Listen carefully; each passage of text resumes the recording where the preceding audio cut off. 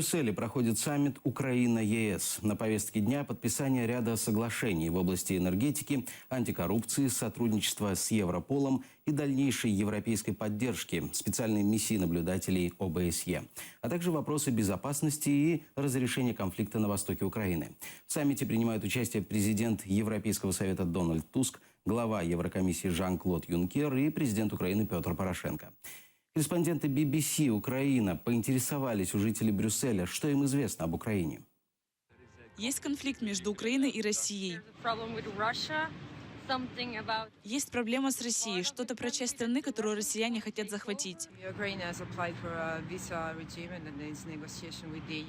Украина подала заявку по поводу визового режима и ведет переговоры с ЕС. Я знаю, что переговоры продолжаются. Сложная ситуация из-за отношений с Россией. И после аннексии Крыма в 2014 году России ввели санкции.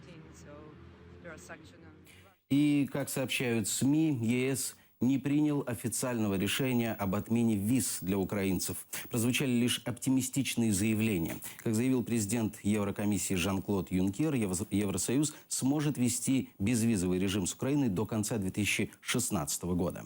При этом признал трудности и противоречия в этом вопросе между некоторыми странами-членами ЕС и Европарламентом.